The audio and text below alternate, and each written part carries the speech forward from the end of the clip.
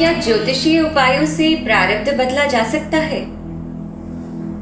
नमस्कार, मेरे इस चैनल कोमल कृष्णा में आप सभी का स्वागत है। आशा करती हूँ आप सभी सुखी होंगे, स्वस्थ होंगे और प्रसन्न होंगे। जब भी हम अपनी कुंडली किसी को दिखाते हैं तो आपकी कुंडली के दोषों को बताते हुए आपको ज्योतिषी कुछ ना कुछ उपाय बताते हैं। वो उपाय करते हुए या सुनते हुए क्या आपके दिमाग में ये प्रश्न आया कभी कि क्या ज्योतिषीय उपायों से आप अपना प्रारब्ध बदल सकते हैं? नहीं, आप किसी भी उपाय से अपना प्रारब्ध नहीं बदल सकते। ये प्रारब्ध आपका इस जन्म का थोड़ी ना है, ये तो जन्म जन्मांतर से चला आ रहा है। आपके सारे संचित पुण्य कर्म, पाप कर्म के फलों के स्वरूप आपको इस जन्म में कुंडली मिली।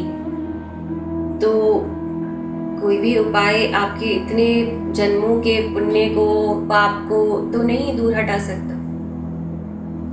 अब अगर प्रारब्ध नहीं बदला जा सकता तब अगला सवाल होगा कि क्या ज्योतिषीय उपाय करने चाहिए? बिल्कुल करने चाहिए, यथासंभव करने चाहिए। अपने सामर्थ्य के अनुसार आप जो भी उपाय कर पाए, जो आपको कोई भी विद्वान ज्योतिषी बताए, वो आपको अवश्य करने चाहिए। अब आप कंफ्यूज हो रहे होंगे कि जब असर ही नहीं होना है तो क्यों करें हम ये उपाय। इसके लिए आपको पहले ये समझना होगा कि ग्रह कैसे काम करते हैं, आपके जीवन पर ग्रह कैसे असर डालते हैं। मंगल देव धरती पर उतर कर आते हैं और आपको कहते हैं कि जाओ पड़ोसी से झगड़ा करो। क्या शनिदेव आते हैं और आपके तय रिश्ते को तोड़ देते हैं, लगाई बुझाई करते हैं? क्या करते हैं ग्रह जो आपके जीवन पर असर होता है? ग्रह आपके मन को प्रभावित करते हैं। आप ही होते हैं वो जो निर्णय लेते हैं और ग्रहों को वो मौका देते हैं कि वो अपने अनुकूल परिणाम आपको दे सके। आप ही का अपने क्रोध पर नियंत्रण खत्म हो जाता है। आपके मन को प्रभावित किया मंगल ने, आपका अपने मन पर कंट्रोल खत्म हो गया और आपने जाकर किसी से लड़ाई कर ली। मंगल ने नहीं पकड़ाई आपको तलवार हाथ में या नहीं भड़काया, उन्होंने केवल आपके मन को प्रभावित किया और आप तैयार हो गए वो काम करने के लिए जो मंगल आपसे कराना चाहते थे। सरेंडर कर दिया।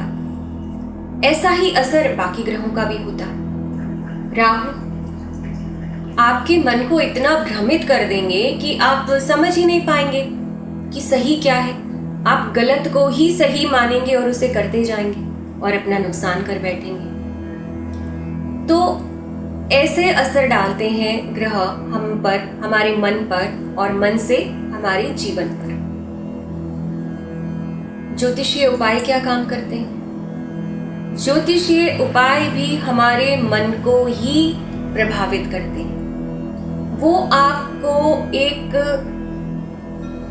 तलवार देते हैं हाथ में, जिससे कि आप इन ग्रहों के प्रभाव से लड़ सकें। वो एक ढाल देते हैं आपको, जिससे आप इस नकारात्मकता से बच सकें। मन नियंत्रित करने का ये इकलौता तरीका नहीं है। मन नियंत्रित आप ध्यान और साधना से भी कर सकते हैं। अगर आप ध्यान से, साधना से अपने मन को साध लें, उसे ना भटकने दें, उसे ग्रहों के हाथ का खिलौना बनने से रोक लें, तो आपको किसी ज्योतिषीय उपाय की जरूरत नहीं। आपने देखा कभी कि हिमालय पर तपस्या करने वाला कोई योगी आया हो, कोई मोती या हीरा पहनने के लिए नीचे? उन्हें जरूरत ही नहीं है। उन्होंने बिना किसी उपाय के अपने ध्यान से, अपनी साधना से अपने मन को इतना साध लिया है कि उनका मन वो करता है जो वो चाहते हैं। उनका मन किसी ग्रह से प्रभावित नहीं रह जाता। अब ग्रह का प्रभाव समझाने के लिए मैंने आपको मंगल का उदाहरण दिया था। यहाँ पर भी आप मंगल का उदाहरण दोबारा ले लीजिए।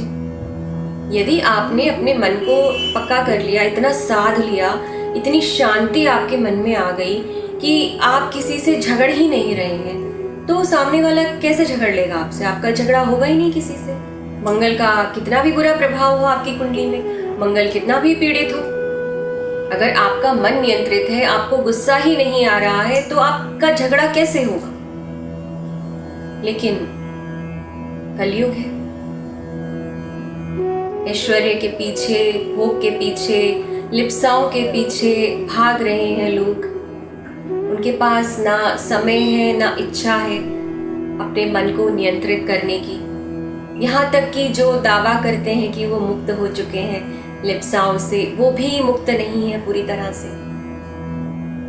बहुत कम लोग हैं ऐसे जो अपने मन को साध पा रहे हैं। ऐसे में ज्योतिषीय उपाय वो काम करते हैं आपके। एक तो वो आपके मन को प्रभावित करते हैं जिससे कि आप ग्रहों के अधीन होकर आचरण ना करें। दूसरे, वो आपको एक आत्मविश्वास भी देते हैं।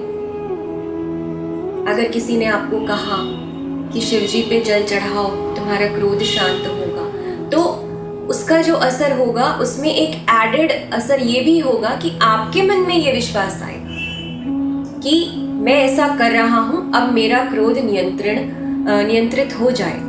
तो एक चेक खुद से लगा दिया ना आपने, उसी क्षण मान लिया ना कि ये गलत है और मुझे रोकना है। जैसे ही आपने उपाय अपनाया, इसका मतलब आपने ये मान लिया कि ये जो मैं कर रहा हूँ ये गलत है और ये मुझे रोकना है। और वो पहली स्टेज होती है मन को साधने की। तो इसीलिए किसी भ्रम में ना रहें। ज्योतिषीय उपाय कोई बताता है आपकी कुंडली के अनुसार, तो अपनी सामर्थ्य के अनुसार उन्हें कीजिए, जिससे कि आप सकारात्मक ऊर्जा का संचार अपने जीवन में कर पाएं।